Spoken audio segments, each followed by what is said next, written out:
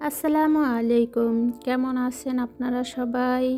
I হোক অনেক বেশি ভালো আছেন। আমিও আলহামদুলিল্লাহ আল্লাহর অশেষ রহমতে অনেক বেশি ভালো আছি। আরও একটা নতুন ব্লগ ভিডিও নিয়ে হাজির হয়েছি আমি জোসনা, সৌদি আরব থেকে। আশা করছি আপনাদের কাছে ভালো লাগবে, আর ভালো লাগলে প্লিজ সকল আপু ভাইয়াদের কাছেই অনুরোধ করছি ভিডিওর শুরুতে ছোট্ট করে একটি লাইক দিয়ে কন্টিনিউ করবেন। আর অলরেডি যারা একটি লাইক দিয়ে দিয়েছেন তাদের জন্য রইল অন্তর অন্তর থেকে অনেক অনেক দোয়া ও ভালোবাসা। আর আমার এই ছোট্ট চ্যানেলে আজকে যারা নতুন ভিজিট করেছেন, ভিডিওর কোনো অংশ যদি ভালো লাগে তাহলে অনুরোধ রইল আমার চ্যানেলটি সাবস্ক্রাইব করার জন্য। ভিডিওটি শুরু করেছি দুপুরের পরের থেকে। বাসায় মেহমান আসবে, তাই সোফার যে খাবারগুলো আছে সেগুলো ধুয়ে দেব। তো এইদিকে হয়েছে তিনটা জায়নামাজে সোফার উপরে রাখা। তো আমার ম্যাডাম বাসায় আর কি নিচতলায় অনেক সময় নামাজ পড়ে, তো সে একাই এখানে পড়ে, আমি তো দোতলায় পড়ি। আর আমার কপিল সে তো বাহিরে বেশিরভাগ নামাজ পড়ে, আর যদিও বাসায় পড়ে সেটা রুমেই পড়ে নেয়, এখানে খুবই কম পড়ে। তাও এই জায়গায় তিনটা জায়নামাজ রাখা থাকে সব সময়। তো যাই হোক, আমি সোফার যে কাভারগুলো সবগুলোই খুলে নিচ্ছি। তো দোতলায়ও কিছু আছে, সবগুলো একসাথে আর কি ধুয়ে দেব ওয়াশিং মেশিনে। তো মেহমান আসলে আগে থেকেই সব কিছু পরিষ্কার করে পরিপাটি করে রাখাটাই হচ্ছে সৌন্দর্যর একটা অপর নাম। সব কিছুই পরিপাটি পরিষ্কার ধোয়া পোছাই থাকে, তারপরও মেহমান আসলে আরও একটু পরিষ্কার করে পরিপাটি করে রাখাটাই সৌন্দর্য। তো যাই হোক, তারপর ওইগুলো খুলে তারপরে এই যে দোতলার একটা ছোট্ট রুম আছে, যে রুমটার মধ্যে এখানে একটা ফ্রিজ ছিল, সেই ফ্রিজটা পাকের ঘরে নিয়ে গেছে। তো ফ্রিজের নিচে অনেকটাই ময়লা হয়েছে, তো সেটা এবার আমি পরিষ্কার করব। তারপরে এই রুমটা আর কি সুন্দর করে গুছিয়ে নেব। তো রুমটা আমি পরিষ্কার করে তারপরে আর কি এই যে পরিপাটি করে গুছিয়ে নিয়েছি। তো ব্যাগগুলো এভাবে আমি সাজিয়ে রেখেছি। তো ম্যাডাম বলছিল ব্যাগগুলো যেন আমি খাড়া করে রাখি আর কি। তো আমি ভাবলাম যে খাড়া করে রাখলে তো অনেক বেশি জায়গা লাগবে আর দেখতেও সুন্দর লাগবে না, তো এভাবে রেখেছি। তারপরে সে দেখে বলছে হ্যাঁ ভালোই হয়েছে। তো আপনাদের সাথে আরও একটা জিনিস শেয়ার করি, সেটা হলো যে এই যে দেখুন, আমার কফিল কিন্তু অতটা বড় লোক না, আবার এতটাও গরিব না, কিন্তু তারপরে শুকুর আলহামদুলিল্লাহ তাদের মুখে নেই। এই যে দেখুন, আগামী 2 থেকে আড়াই বছর আগের চাল, বললে বিশ্বাস করবেন না। আমরা এই বাসায় এসেছি 1-1.5 বছরের উপরে হয়ে গেছে তখনকার এই চালগুলো। তো পোকা খেয়ে মানে এতটাই পোকা হয়েছে কি বলবো। তো এর আগে আমার ম্যাডাম এর উপরে লবণ দিয়েছিল, লবণ দিলে নাকি পোকা হয় না, তো কোনো কাজই হয়নি। তারপরে আমি দিয়েছি যে নেপতানি বলে বা কে কী নামে জানে বলেন আমি জানি না, তবে আমি এটাকে নেপতানি নামেই চিনি। তো সেটা দেওয়ানে একটু পোকার আক্রমণ কমই হয়েছে।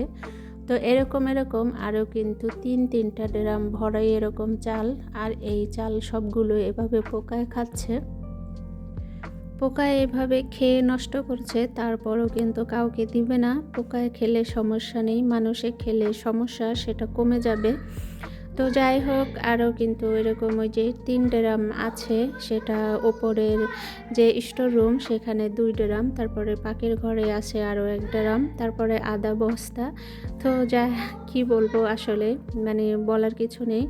মানুষ না খেয়ে মরে না, তবে না খেয়ে থাকে, পেটে ক্ষুধা নিয়ে কষ্ট করে, আর ওরা এভাবে নষ্ট করে।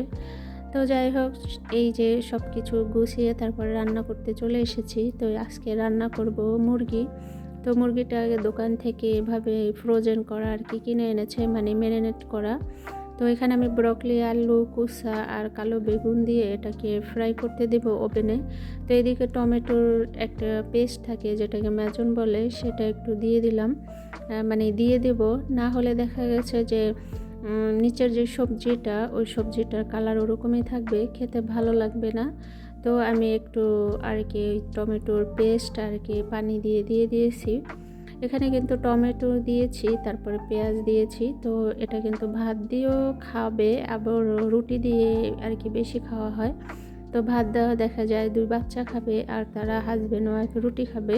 তো রুটি দিয়ে খেতেই বেশি ভালো লাগে, যেহেতু শুকনা খাবার আর কি। এই জায়গায় কিন্তু বেশি একটা ঝোল থাকবে না। তো যাই হোক, তারপরে এই যে অফ ক্যামেরায় কিন্তু আমার মুরগিটা হয়ে গেছে। তো এইদিকে আমি ওপরে একটু কালার আসার জন্য এখানে আমি উপরে দিয়ে দিলাম, যে ওপরের তাপমাত্রাটা আর কি বেশি থাকলে কালারটা সুন্দর হবে তাড়াতাড়ি। তো এই যে ফাইনালি আমার মুরগিটা হয়ে গেছে। তো যখন খাবে তারা খেয়ে নিবে। আর এইদিকে আমি মুরগির গিলা কলিজা আর কি আমার জন্য রান্না করেছি আলু দিয়ে। তো এটা আমার ম্যাডামও খাবে, আমিও খাবো। তারপরে এই যে সন্ধ্যার পরে আর কি রাত্রে 9টার পরে এই যে কিছু শুকনা বাজার এনেছে। ওই যে বললাম যে আমরা মদিনা থেকে আসার পরে আর কি বাজার করা হয়নি এখনও, তো শুকনা বাজারটাই কম করেছে। তো এদিকে কি আছে সেটা আপনাদের সাথে শেয়ার করছি। কি আছে সেটার মুখে বললাম না। এটা হইতেছে গেল আটা। আর এই যে আমার জন্য বুট এনেছে, আমি আনতে বলেছিলাম। তো এর আগে একবার আনতে বলেছিলাম, সে খুঁজে পায়নি আমার ম্যাডাম। তো এবার আর কি খুঁজে পেয়েছে, তো এনেছে। মায়ের রান্নাঘর চ্যানেলে রোকসানা আপু অনেক দিন আগের একটা ভিডিওতে আমাকে কমেন্টস করেছিল টক দইকে আরবি ভাষাতে কি বলে। তো আমি ভেবেছিলাম তাকে মানে তখনই রিপ্লাই দিয়ে দেব। তো ভাবলাম সেটা হয়তো তার চোখে পড়বে না, আর অনেকে রিপ্লাই দেখেও না। তো আমি ভাবছি যখন আবার বাজার করবে, যখন সেটা আনবে, তখন সেটাকে দেখিয়ে আর কি বলে দেব। তো আমি এই দেশের টক দই বলতে এটা চিনি, এটার নাম হয়েছে জেবাদি বা রব বা রবা, এরকম 3 নামে এটা চেনে। এটা কিন্তু খেতে টক দইয়ের মতোই, হালকা টক আর পানসে লাগে। এটা কিন্তু মিষ্টিও না বা অন্য কোনো স্বাদও নাই। এটাই আমরা যেমন বাংলাদেশে অনেক খাবারের মধ্যে যে টক দই ব্যবহার করি, ওরাও কিন্তু এই দেশে অনেক খাবারের মধ্যে এটা ব্যবহার করে। তো এই দেশের বেশি অংশ মানুষই এটা কিন্তু ভাত দিয়ে খেতে বেশি পছন্দ করে। আশা করছি রোকসানা আপু আপনি বুঝতে পেরেছেন। যদি না বুঝতে পারেন অবশ্যই কমেন্টস করবেন, আমি আরও ভালোভাবে বুঝিয়ে বলার চেষ্টা করব। তারপরে এই যে ডাবলি বলেন বা কি বলেন আসলে আমি জানি না, আমি বাংলাদেশে যেটা বলে সেটা হয়তো সঠিক ভুলে গেছি, মনে হচ্ছে ডাবলি বলে। তো সেটা এনেছিল, সেটা আগের দিন ভিজিয়ে রেখেছি। পরের দিন সকালে পরিষ্কার করে ধুয়ে বেশি করে পানি দিয়ে লবণ দিয়ে আর হলুদ দিয়ে সিদ্ধ করেছি। কাঁচামরিচ ছিল না বাসায়, কাঁচামরিচ যদি থাকতো তাহলে কাঁচামরিচের বোটা সহ ধুয়ে একটা দিয়ে দিতাম, বেশি না। ভালো করে সিদ্ধ করে তারপরে এই যে বাটিতে করে এভাবে আর কি ওরা খায়, উপর দিয়ে আর কি লেবুর রস দেয়।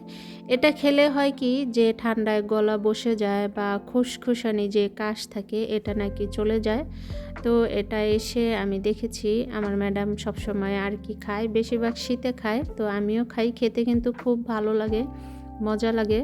তো যাই হোক, এই যে তারা রাত্রের খাবার খেয়ে এভাবেই রেখে গেছে। তো আমারও অনেক খিদে পেয়েছে। আমি আছরের আজানের কালা ভাত খেয়েছিলাম, দুপুরের খাবার এখন রাত্রে 11:30 বেজে গিয়েছে, অনেক বেশি খিদে পেয়েছিল। তো আমিও খেয়ে পাকের ঘরের সমস্ত কাজ সেরে পরিষ্কার করে তারপরে দোতলায় এসে অফ ক্যামেরায় যে পাঞ্জাবি ইস্তারি করে নিয়েছি, এখানে 8-9টা। তারপর ম্যাডামের বোরখা ইস্তারি করেছি। এখনও মুখোশ আছে, মুখোশ মানে ওই যে আমরা যে মুখোশ পরি সেটা আর এই দেশে আরবি ভাষায় বলে মেকআপ। তো সেগুলো ইস্তারি করব। আর এইদিকে হয়েছে কি আমার ম্যাডামের মেয়ে ইস্তারি মানে কাপড় ইস্তারি ওটা টান দিয়ে ফেলে আর কি নষ্ট করে ফেলেছে, মানে ভেঙে ফেলেছে, পানি পড়ে। তো যাই হোক, ভিডিওটি আজকে এই পর্যন্তই রাখবো। সবাই ভালো থাকবেন, সুস্থ থাকবেন, নিজেদের প্রতি খেয়াল রাখবেন। আগামী ভিডিও দেখার আমন্ত্রণ আগে থেকে জানিয়ে রাখলাম। আসসালামু আলাইকুম, আল্লাহ হাফেজ।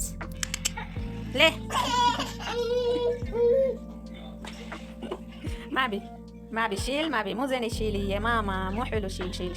ليش يشيل؟ ليه